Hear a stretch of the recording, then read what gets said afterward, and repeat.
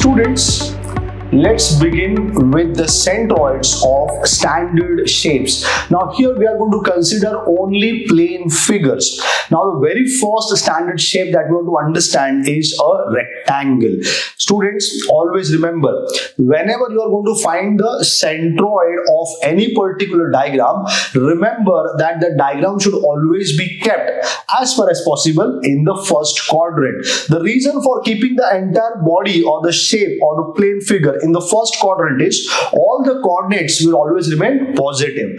Further, students, always remember that the x coordinate of a point is nothing but the distance of the point from the y-axis, isn't it? Whereas the y coordinate of the point will be the distance of the point from the x-axis. So remember this very properly. The coordinates are nothing but what? When I say the x coordinate, it will be the perpendicular distance from the y-axis. When I say the y coordinate, it will be the perpendicular distance from the x-axis. Now students, let's see the very first standard shape, which is a rectangle. Now students, what I'm going to do here is I'm going to keep the rectangle, as I said, in the first quadrant. Also, I'll be discussing some particular cases. Now observe carefully.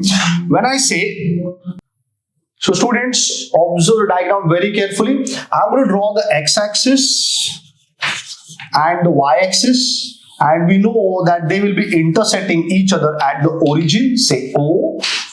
And let's take a rectangle in such a way that its two sides, the two adjacent sides, are lying on the x and the y axis. So here is a rectangle that I've drawn. Now, for this particular rectangle, let us take the width of the rectangle as, say, B. So I'm going to take the width as B. And students, the height, or you can say the depth of the rectangle. So this is the depth of the rectangle.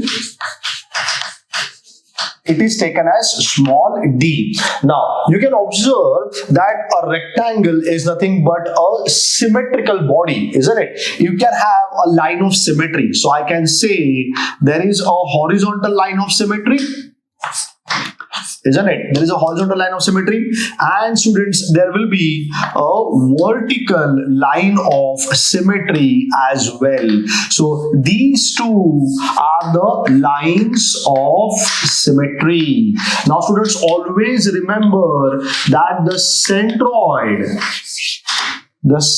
of any body will always lie on the line of symmetry if it exists. Now, sometimes there might not be any line of symmetry, but the centroid will still be existing. But whenever the line of symmetry exists, always remember that the centroid of the body is definitely going to lie on the line of symmetry. So students, I have the two lines of symmetry and they are both intersecting. So I know that the centroid has to lie on the line of symmetry, so it can be easily understood that a line of symmetries are intersecting at what point? They will be intersecting at the centroid denoted by G. Now further, students, you can understand that this distance, the vertical line of symmetry, will be at a distance of b upon 2 from the y-axis, isn't it? Similarly, the horizontal line of symmetry will be at a distance of d upon 2 from the x-axis. So you can easily understand that this centroid G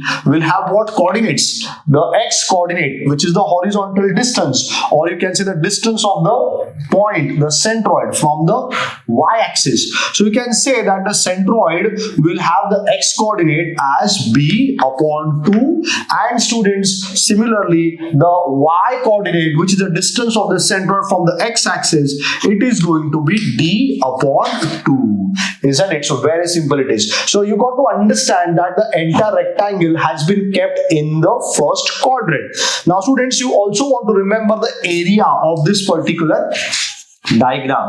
We know that area of a rectangle is simply what? It is the width into the depth, isn't it? Length into breadth, we say. So here it is going to be simply b into d. Then the x coordinate came out to be how much? It came out to be b upon 2. So x bar is going to be b upon 2 and y bar is going to be d upon 2.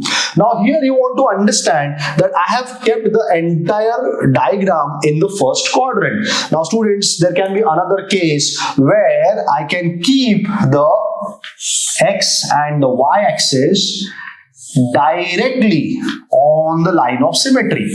So I can say the line of symmetry becomes the x-axis and the other line of symmetry becomes the y-axis. So here you got to understand, I have selected the lines of symmetry as the coordinate axis for this particular body. So when this happens, you can now easily understand the centroid is going to be 0, 0, isn't it? Because we know that the x and the y axis, they both intersect at the origin. So here the centroid is going to be the origin of the coordinate system. So can you observe here the entire body is not kept in the first quadrant. So for simplicity purpose, sometimes you can keep the bodies in such a way that the centroids might lie at some convenient position. So here that convenient position was the origin of the x and the y axis of the coordinate system. So again, here also the area is going to be same. It is going to be b into d, but this time x bar and y bar is going to be 0. So this is called as a particular case. So both the diagrams are for rectangles, but here the rectangle has what centroid? B upon 2 and D upon 2, but here in this second diagram the centroid is 0, 0. So it depends where the x and the y axis are kept. So choice of x and y axis is very important. Also students, remember when you want to tell the centroid, you tell the distance of the centroid from the y axis, that becomes the x coordinate, and distance of the centroid from the x axis becomes the y coordinate. Now that we have understood the very first diagram, which was a rectangle, we can now move on to the second standard shape, which is a square. Now rectangle and square can be studied together because in rectangle the adjacent sides are not equal, and if they become equal, the rectangle will simply transform into a square. So let's understand the second diagram, which is going to be a square. This is a second standard shape. So again here I am going to keep the entire diagram in the first quadrant. Always keep the geometrical shape into the first quadrant. The reason for this, your x and the y coordinates will be positive. So students, let's take again x-axis and y-axis, and this time we make a square. So all the sides must be seen equal.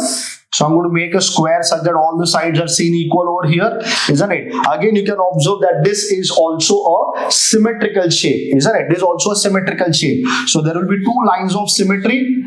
So there is a horizontal line of symmetry, there is a vertical line of symmetry, isn't it? So these two lines of symmetry will be intersecting each other at what point? The point of intersection of the lines of symmetry. LOS stands for lines of symmetry. So the point of intersection of the lines of symmetry is nothing but what? It is the centroid of the body, denoted by G. Let us say that the side of the square is taken as small a. So I'm going to take the side of the square as small a. So both the places, the side is going to be a. So you can easily understand that the centroid will have what coordinates here?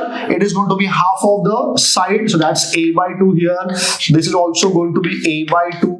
So I can write the centroid coordinates as a by 2, comma a by 2. And students, if I go ahead and ask you the area of the square, it is very simple. We all know that the area of the square is simply side square. Here I have taken the side as a small letter a, so I will simply write it as a square, and I know that x bar is going to be a upon 2 and y bar is going to be also a upon 2. So students, so far we have learned two standard shapes. One of them is a rectangle and the second one is a square. Now let's proceed ahead with the next standard shape, which is going to be a triangle.